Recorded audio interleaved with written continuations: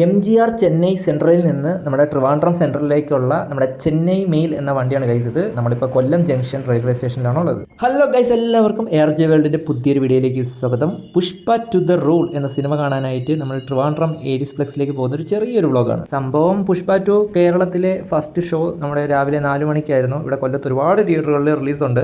പക്ഷേ രാവിലെ 4 മണിക്ക്, പ്രത്യേകിച്ച് ഈ ഒരു സിനിമയുടെ ഒരു ഡ്യൂറേഷൻ എന്ന് പറയുന്നത് 3 മണിക്കൂർ 3.5 മണിക്കൂറുണ്ട്.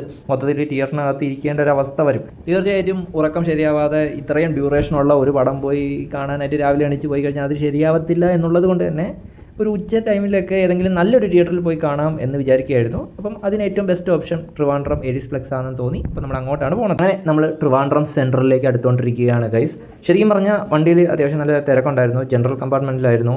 ശരിക്കും പറഞ്ഞാൽ നോർത്തിലേക്ക് പോകാത്ത ട്രെയിൻ ആയതുകൊണ്ടാണോ എന്നറിയത്തില്ല, ജനറൽ കമ്പാർട്ട്മെൻറ്റ് പോലും അത്യാവശ്യം നല്ല രീതിയിൽ വൃത്തിയായിട്ടാണ് ഉണ്ടായിരുന്നത് ഗൈസ്. അത് ഇടയ്ക്കിടയ്ക്ക് വന്ന് ക്ലീൻ ചെയ്യുന്നുണ്ടാണോ എന്താണോ എന്തോ, എന്തായാലും നല്ല വൃത്തിയായിട്ട് ഇരിക്കുന്നത് കണ്ട് ഞാൻ ആശ്ചര്യപ്പെട്ടു പോയി. ശരിക്കും അത് നല്ലൊരു കാര്യമായിട്ട് തോന്നി. ഇന്ത്യൻ റെയിൽവേ ഇങ്ങനെ മാറിക്കൊണ്ടിരിക്കുകയാണല്ലോ, അപ്പം വൃത്തിയുടെ കാര്യത്തിലും അത് നല്ലൊരു മാറ്റമായിട്ട് എനിക്ക് ഫീൽ ചെയ്തു. ട്രിവാൻഡ്രം സെൻട്രലിൽ നിന്ന് ഏകദേശം ഒരു 1 കിലോമീറ്റർ പോലും ഇല്ല കഷ്ടിച്ച് നമ്മുടെ ഏരീസ് പ്ലസ് തിയേറ്ററിലേക്ക്. നേരെ സ്റ്റേഷനിൽ നിന്ന് ഇറങ്ങി ഇടത്തോട്ട് വച്ച് പിടിച്ച് നേരെ അങ്ങ് നടന്നു കഴിഞ്ഞാൽ നമ്മൾ ചെന്ന് കയറുന്നത് നമ്മുടെ തിയേറ്ററിലേക്കായിരിക്കും.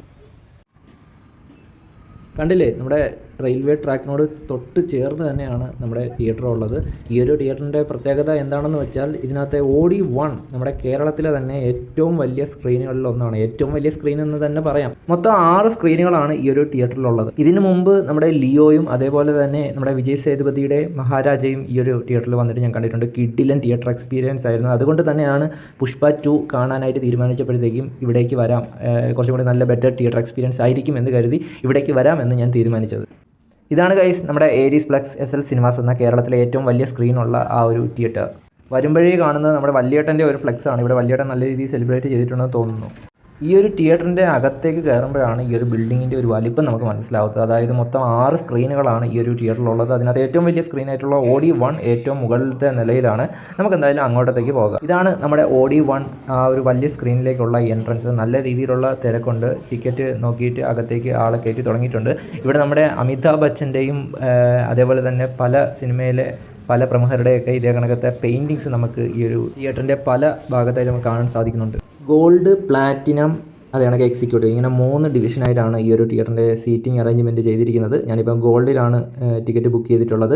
അതായത് രണ്ടാമത്തെ ആ ഒരു നടുക്കത്തെ നിര. എന്തായാലും ഇപ്പം നിങ്ങൾക്ക് മനസ്സിലാവുന്നുണ്ടായിരിക്കും ഈ ഒരു തിയേറ്ററിൻ്റെ ആ ഒരു വലുപ്പം എന്താണെന്ന്. ഇതാണ് ആ ഒരു വലിയ സ്ക്രീൻ.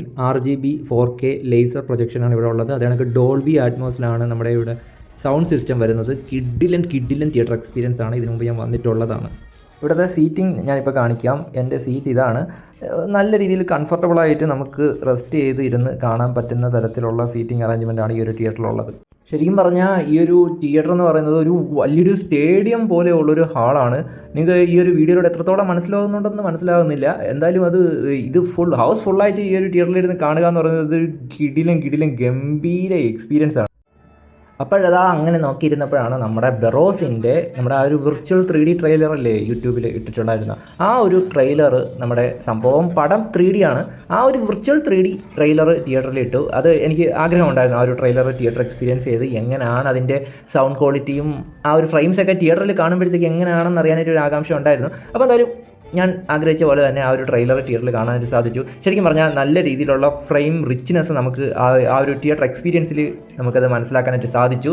ശരിക്കും പറഞ്ഞാൽ നല്ലൊരു തിയേറ്റർ എക്സ്പീരിയൻസ് ആയിരുന്നു ഈ ഒരു ബെറോസിൻ്റെ ട്രെയിലർ എന്ന് പറയുന്നത്. അതായത് അതിൻ്റെ സൗണ്ട് ക്വാളിറ്റി ആയാലും എല്ലാം തിയേറ്ററിൽ എക്സ്പീരിയൻസ് ചെയ്യാനായിട്ട് നല്ലതായിട്ട് എനിക്ക് തോന്നി. എന്തായാലും ബാക്കി നമുക്ക് പടം വരട്ടെ.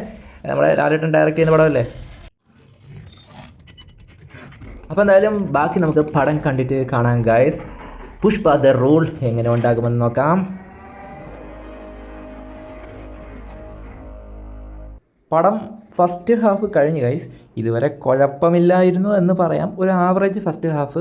ഇൻ്റർവൽ സീനിലൊക്കെ നമ്മുടെ ഭഗതിൻ്റെ അവസ്ഥ വൻ ശോകമായിരുന്നു. ഇങ്ങനൊരു ക്യാരക്ടർ കുറച്ചും കൂടി ഇമ്പോർട്ടൻസ് കൊടുക്കാമായിരുന്നെന്ന് തോന്നി. അങ്ങനെ എൻ്റെ ഫേവറേറ്റ് ക്യാരമൽ പോപ്കോണൊക്കെ മേടിച്ച് സെക്കൻഡ് ഹാഫിന് റെഡിയായിട്ട് ഞാൻ വന്നിരുന്നു ഗൈസ്. അപ്പോൾ എന്തായാലും ബാക്കി എന്തരാവുമെന്ന് നോക്കിയിട്ട് പറയാം. നശിപ്പിച്ച് ഗൈസ്. പുഷ്പയുടെ സെക്കൻഡ് ഹാഫ് കാണാതിരുന്ന ഞാൻ കണ്ടത് സാന്ത്വനവും ചന്ദനും വരെ ഒരുമിച്ച്. സെക്കൻഡ് ഹാഫിലെ ചില ഇമോഷണൽ സീൻസിനൊക്കെ കൂട്ടച്ചിരിയായിരുന്നു തിയേറ്ററിൽ. കൊള്ളാവുന്ന 1-2 ഫൈറ്റ് ഉണ്ട്. അതേപോലെ തന്നെ അല്ലുവും അതേപോലെ ഫഹദ് ഫാസിലുമായിട്ടുള്ള ആ ഒരു ഈഗോ ക്ലാഷൊക്കെ കണ്ടിരിക്കാൻ ഒരു രസം ഉണ്ടായിരുന്നു എന്നതൊഴിച്ചാൽ അത് കൈവിട്ട് പോയി ഗൈസ്. വേറെ എങ്ങോട്ടൊക്കെയോ കഥ കൊണ്ടുപോയി വല്ലാത്ത രീതിയിലാക്കി കളഞ്ഞ cinema. Theatre experience was awesome. ഇതേപോലെ നല്ലൊരു തിയേറ്ററിലും കൂടെ അല്ലായിരുന്നു കണ്ടിരുന്നെങ്കിൽ വേറൊരു ഗതി ആയനെ. അപ്പോൾ എന്തായാലും പടം കണ്ടതിൻ്റെ ആ ഒരു ക്ഷീണം മാറ്റാനായിട്ട് മനസ്സൊന്ന് ശാന്തമാക്കാനായിട്ട് നമ്മുടെ പത്മനാഭൻ്റെ മുമ്പിൽ ഒന്ന് വന്ന് നിന്ന് ഗൈസ്. ശരിക്കും പറഞ്ഞാൽ ഇവിടെ വന്ന് നിൽക്കുമ്പോഴത്തേക്ക് ഈ കുളത്തിൽ ഇങ്ങനെ നോക്കി നിൽക്കുമ്പോൾ ശരിക്കും ഒരു ശാന്തതയൊക്കെ കിട്ടാറുണ്ട് ഗൈസ്. എനിക്ക് ഇഷ്ടപ്പെട്ടൊരു പ്ലേസാണ് ഇവിടെ. എന്തായാലും ഒരു വടയും ചായയൊക്കെ കഴിച്ചിട്ട് ഞാൻ ഈ ഒരു ചെറിയൊരു വ്ളോഗ് ഇവിടെ ഞാൻ അവസാനിപ്പിക്കുകയാണ്. അപ്പോൾ എന്തായാലും ഈ ഒരു വീഡിയോ ഇഷ്ടപ്പെട്ടിട്ടുണ്ടെങ്കിൽ, ഇത്തരം വീഡിയോകൾ കാണാൻ താല്പര്യമുണ്ടെങ്കിൽ തീർച്ചയായിട്ടും കൂടെ കൂടാനായിട്ട് സബ്സ്ക്രൈബ് ചെയ്ത് കൂടെ കൂടാനായിട്ട് മറക്കരുത്. പുതിയൊരു വീഡിയോ കാണുന്നതായിരിക്കും. Bye bye.